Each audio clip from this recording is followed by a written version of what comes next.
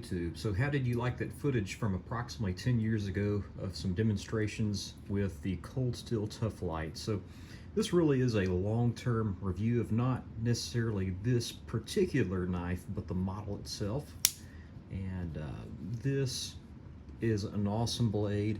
I've carried one of these on and off for years, and there was a while, probably about 10 years ago, where I would exclusively carry this, and I would pair it with a cold steel Vaquero Voyager fully serrated.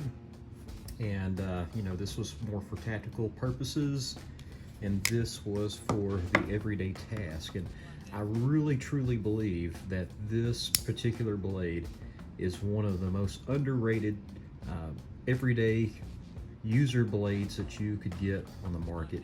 It has a very nice hollow grind, and it's a bit thicker than a straight razor, but not too much thicker, and it has a functional Warncliffe point that's rounded, so you can use it like this if you want to.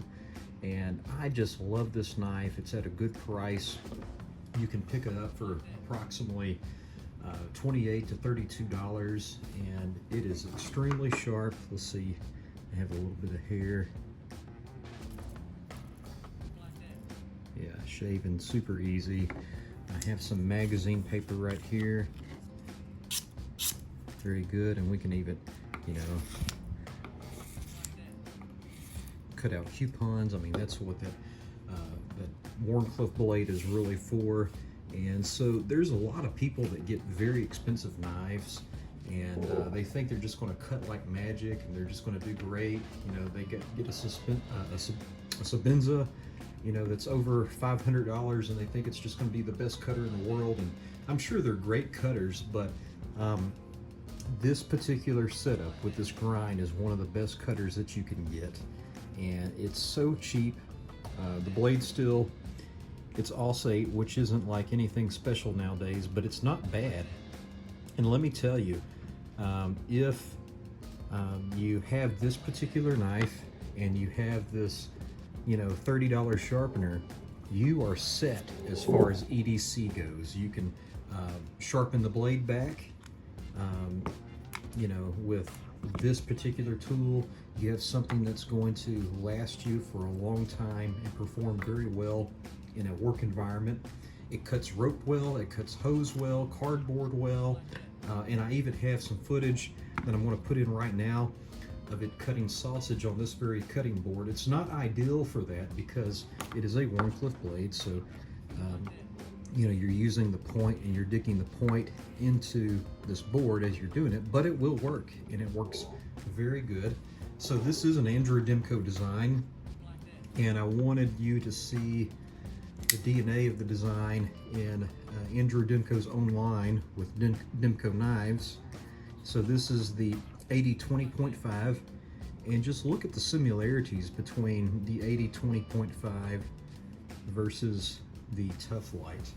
So you notice that Andrew Demco, he really likes practical blade shapes for utility. You notice the thumb slot, the similar thumb slot.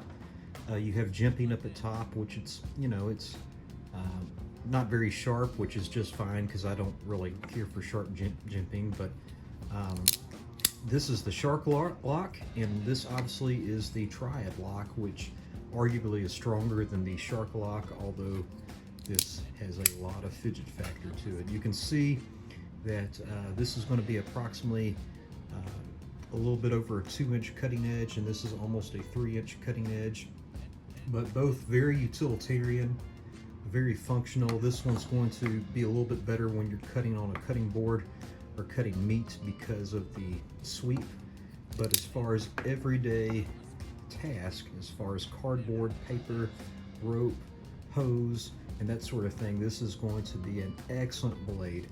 I just want to show you how much it weighs real quick. Alright, so we have it set, and it's 2.5 ounces. Might as well get the Demco in there as well. 3.6. So it is a little bit over a ounce lighter than the Demco 20.5.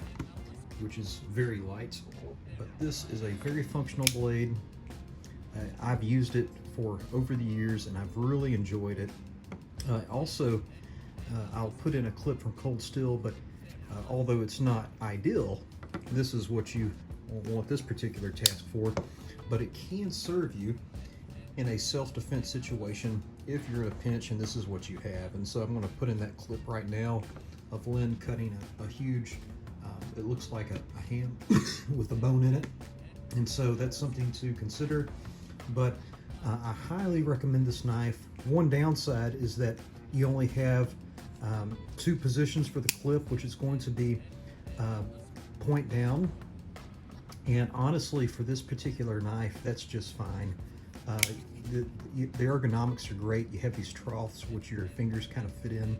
You can get so much pressure behind that edge with the thumb placement up here, and it truly is a very comfortable design, and I love it. And I think it's one of the best blades you can get for the money, and I think it's also highly underrated. So I highly recommend this blade, and if you don't have one yet, you might want to consider getting it. So have a wonderful day, and thank you for watching.